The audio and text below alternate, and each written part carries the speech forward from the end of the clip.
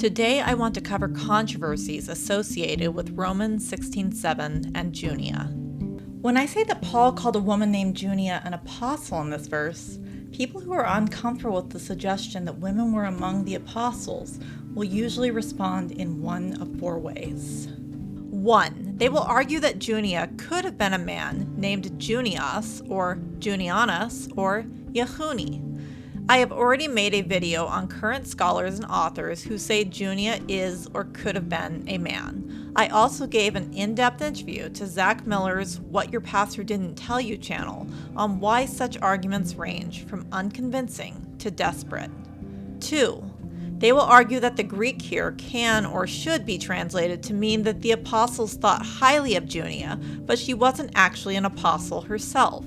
This interpretation was occasionally present throughout the reception history of this passage, but it became the favorite argument of complementarian evangelicals and Roman Catholics after a 2001 paper by Michael H. Burer and Daniel B. Wallace, with a 2015 follow-up by Burer. 3.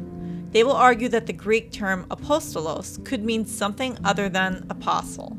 Suggestions usually include messenger or emissary or missionary. So by this argument, Junia is not an outstanding apostle, she is an outstanding letter courier or an outstanding missionary. 4. They will say, even if Paul does call Junia an apostle, that doesn't mean they have to ordain women. Even if there is a woman apostle in their Bible, so the argument goes, that doesn't mean there's women's ordination in their Bible.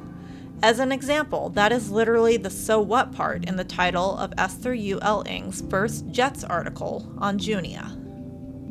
So here's the trick to doing Junia studies.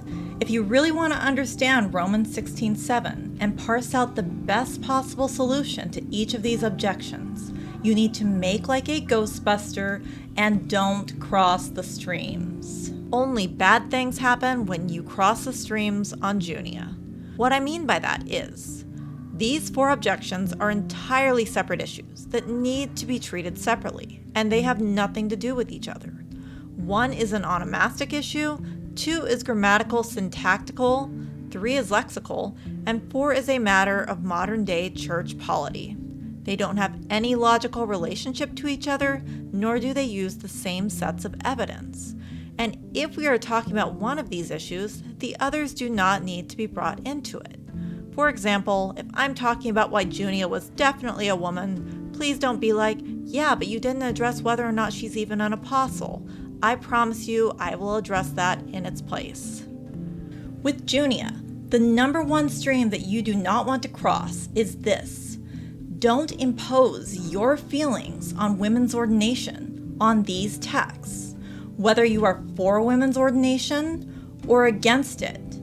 These texts that I'm going to show you, this data that I'm going to show you, it exists completely independently of your feelings on women's ordination. So learn to quarantine that part of yourself. Let these texts and these dead Christians speak for themselves, and then you can decide whether Romans 16:7 is relevant to the women's ordination debate or not. So as you watch my series, as you look at these first 3 issues, do me a favor and just isolate each of these issues completely.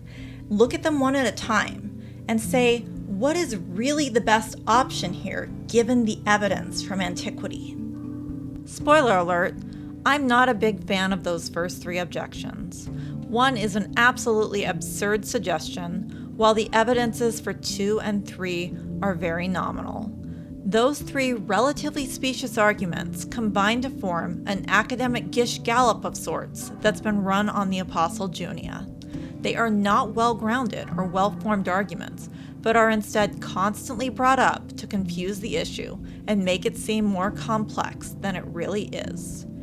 In contrast, I think 4 is a perfectly reasonable objection. In fact, I will point you to Christians in church history who did not believe in the ordination of women, who absolutely believed in some form of male headship or male leadership, but still believed that women were among the apostles.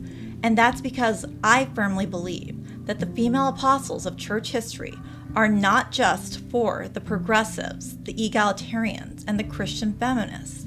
Therefore, Christians with conservative views on gender as well.